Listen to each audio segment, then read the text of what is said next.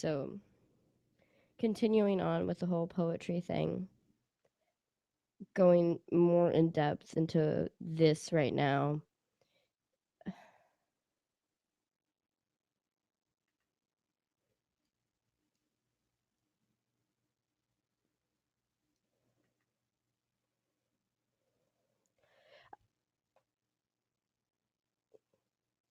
I'm going to talk about how when you formulate something into poetry, like I didn't just discover that, oh, I can relate memories to trees and then leaves falling from trees to become ghosts and things like that.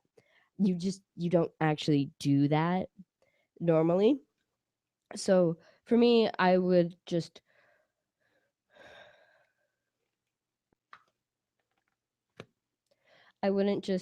create something from nothing. But that's what I actually do is when I get one-liners. That's what I call it in my journal is I get random one-liners. And in these one-liners,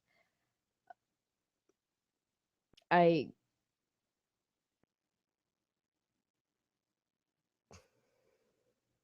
with these one-liners, I create like short stories that come from it, or I create poetry. Like for this one, they haunt the rotting carcass of our memory. The ghosts are whispers of leaves that fall from trees.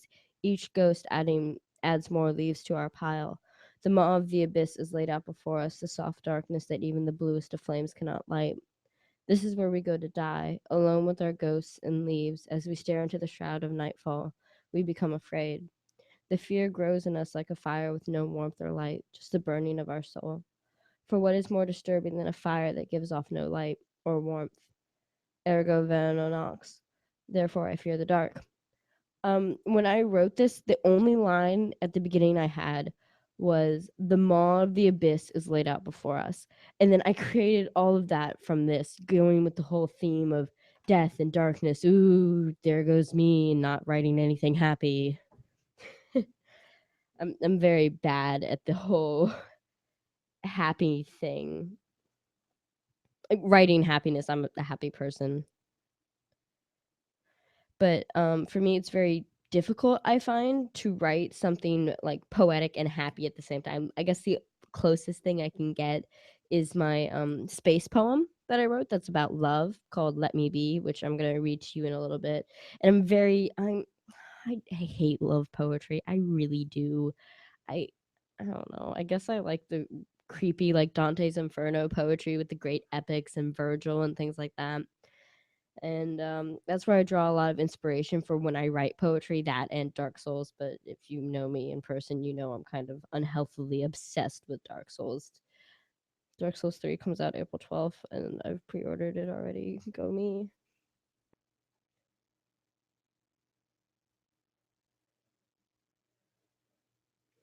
But here's Let Me Be, which is also about space, because space is really cool. And it's called Let Me Be. And it's a love poem, even though I hate writing love poems. And here we go. Let me be, and wrap me in a blanket of stars. Let the constellations be my landlines, galaxies my home, the planets places I can go to be alone. The vacuum of space engulfs me and I am calm. The blackness and void surrounds me and I feel cold. I reach over to my lover and we wrap each other in blankets of stars with the auroras to light our way. I open my eyes at night and find myself in a comfortable orbit dictated by my love for you. I'm actually very proud of this.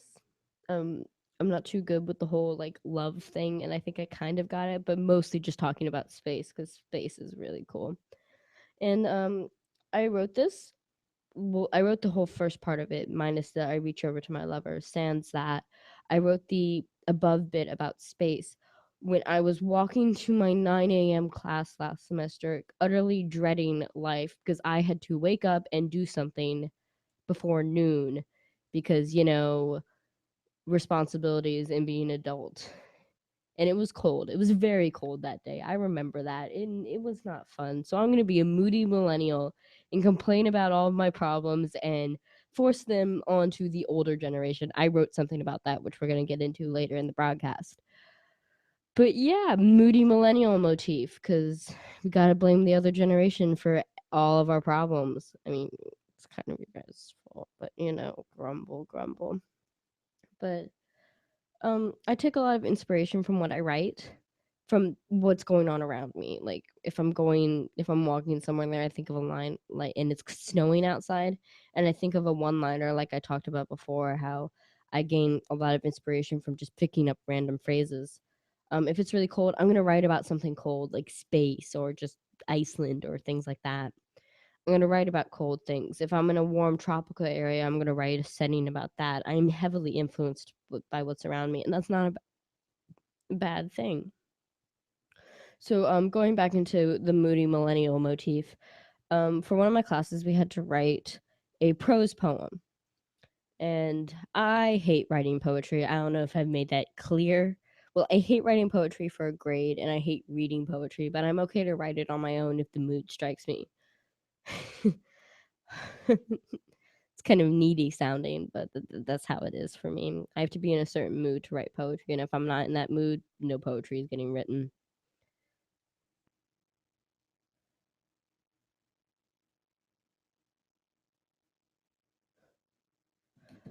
Um, but for one of my classes, we had to write about prose poetry, which is kind of like a paragraph that's kind of highly descriptive and metaphorical for things, more so than what you would have in a short story, which is difficult for me because in short stories that I write, everything is a metaphor. There's so much little nuances and everything like that. Like the next show, I'm gonna like totally decipher and hail for you and go over all the little nuances and little cool things that I've done that nobody really noticed while they're doing anything. But this is What of Dreams, and I'll just read it for you so you can understand later. What of Dreams? For now, we lost the ability to dream. We no longer look to the future, but linger in the past with our failed hopes. The future? What of it? I have no hopes or plans. I'm worried about the past and my fears. I'm drowning in my own mind, and there's no hope for the future. When did live one day at a time turn into such a negative phrase? When did it become just trying to survive? When did my childhood hopes and plans go? When you ask me of the future, my response will be, what of it? For I no longer dream. And going to this when I wrote this, I was in the mood of I am never going to space. There we go, bringing back space into the picture. But I am never going to space in my lifetime because I cannot afford it. And one of my childhood dreams was to go to space, and I was very moody about this. And I just started realizing that my life had become writing papers and going to work. And I wasn't happy with it. I'm happier now with my life that I have more interest in things like that, and I'm liking my job more. But before it was just I'd write a paper, go to class, sleep, eat, maybe play some video games every now and then. But it was mostly go to class, write a paper, sleep. And when I was a little kid, I did not imagine that that was what college was like. I feel like personally lied to about all of those movies that depicted college as some great road trip adventure where you're hanging out with your friends and you discover the meaning of life. And I have yet to discover the meaning of life while I'm here at college, and I am 2 years in. I am not bitter whatsoever, if that's not obvious. um, but continuing on with this train of thought is that people my age, the millennials, well, I'm kind of in between Gen X and the millennials, so that's kind of interesting to go along with.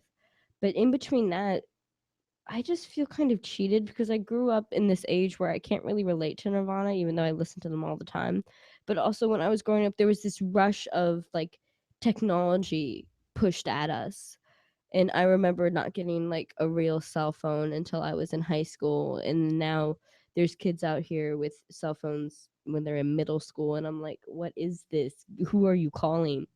And things like that. It's just there's such a rapid growth between my generation, the generation after me, and the generation before me. So I feel like kind of caught in this wind world, not sure who to relate to or what like or anything like that. So that's where kind of this comes from, the What of Dreams. And hopefully I'll have all of my poetry put together in a little bundle and published sometime soon. maybe I gotta graduate first. But going on with that, it, this whole segment has been about poetry, and I don't like talking about poetry, but I know I've said that multiple times, but I find it a good art. I respect people highly who write poetry and enjoy it because I have to be in like a specific mood to actually write something meaningful. When I'm doing other stuff for like other writing, like short stories or novel, it's so much easier. And I'm just like word vomit is what I call it when I get an idea and I just run with it and I look at the clock and I've been writing for 2 hours straight on this story that may not go anywhere. And with poetry, I feel like I have to be so meticulous and things like that. I have to be so detailed with everything I do. And it's not fun anymore.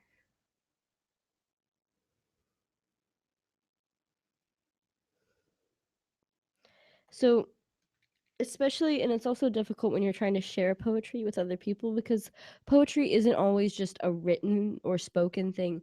It's also a visual thing, like with Veronor Knox when I was talking about earlier, and how it's two poems and it goes diagonal, and you read it diagonally, jumping from one diagonal line to another, and that's how you do it when it's actually two separate sentences pushed together to create a poem, which I'm very proud of. And yes, it's one of my main accomplishments is me being a 20 something year old, being able to push two sentences together and make a poem. But I'm going to talk about a pantoum, which is where the first and third line of a poem repeats going down.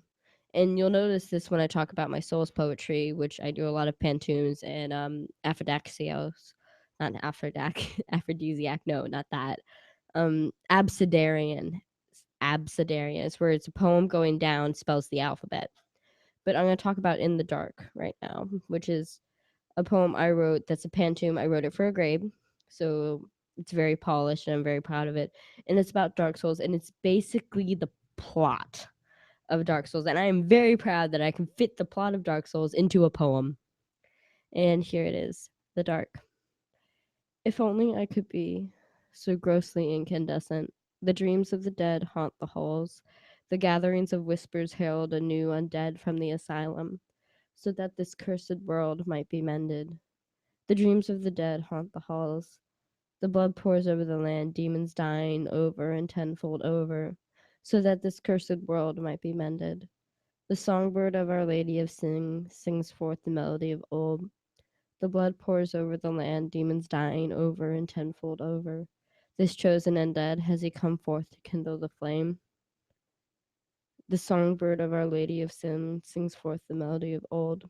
The age of fire is ending, the song is ending. Who will save us? This chosen undead, has he come forth to kindle the flame? I am afraid of the night and the abyss that is enveloping our world. The fire is ending, the song is ending. Who will dare save us? The maw and expanse of nothingness is laid out before me. I am afraid of the night and the abyss that is enveloping our world. Artorias, my brave Artorias, has not returned. The maw and expanse of nothingness is laid out before me. Who will take up this mantle and fight for the sake of humanity? Artorias, my brave Artorias, has not returned. We shall await the undead to either consume or save our plight. Who will take up this mantle and fight for the sake of humanity? If only I could be so grossly incandescent. This poem was very difficult to write because of all the repetition, and you had to be very careful that you were repeating the exact words that needed to be repeated and the like. And for me, that was incredibly difficult and nerve wracking to do. And that's why I kind of don't like poetry and its whole, oh, there's certain rules you need to follow. And when I'm writing short stories, most often my stories are birthed from one liners. Like a current one liner I have right now that's going to play into Ghost Girl of the Forgotten Lands, which I've been reading for the past 2 weeks to you guys, which I'm only 4 chapters in and I haven't written any more of it. So that's why today is all about poetry. But it's forever and a day we wander in this abandoned landscape of the forgotten kingdom of our hopes and dreams. And that's also tying into the whole dream thing when I was talking about earlier. Um, but it fits in together when I create one-liners like that. I create a story from that, and it can go anywhere, and it's in my head, and I write it down whenever it's convenient for me. So it's constantly changing, it's constantly evolving, and I'm constantly editing something, and that's why writing is so fluid. When we're talking about fluidity in writing, how writing is constantly changing, and the whole theme of things is constantly changing, and things like that. And I have for you today a small excerpt of a short story that I've been writing called Lily. I only have like 3 or 4 sentences, but I'm going to tell you how I create things from small liners like this. So here we go. Yeah, yeah. And as much as I've tried to sleep, it has not treated me well. I'm just still a little glass flower, waiting to be crushed by her own fears and dreams. I feel like a ghost walking around unseen in the backdrop of those other happy lives. Lily was a strange kind of person. She's the kind of person who walks into your life without any real cause, stays for a bit, and then leaves without a word's notice. More like a leaf blowing through traffic, not really getting hurt by it, but still being thrown around in a whirlpool by that. Everybody seemed to know her, but nobody knew her. You know what I'm talking about, man? Nobody knew what her favorite color was, only that she existed. Maybe she just didn't like people, or it was hard for her to stay in one place for too. Sorry. Um, but going along with that's all I have for Lily right now. And it came to me in the head when I saw this couple or something um fighting, and she just stormed off saying, "I'm leaving again." And he's like, "You don't have money to go on a plane." And she's like, "Fight me," or whatever. And it's just, I find it incredibly weird that some people just flit into our lives and then just leave. And they have such a huge impact on us, even though we only knew them for like a week or 2 weeks. And I find that's crazy, you know? Well, it's just about time for me to wrap it up here. And I hope everything's going well, and I hope you all are enjoying this. And you should email me or message me if you have any stories you want me to share on air. I can do that. And I can also Skype you in so we can have a conversation, because I want to keep this as a conversation going in with more how writing is fluid and things like that. So, this has been Seraph, and this is my story. Good night, listeners.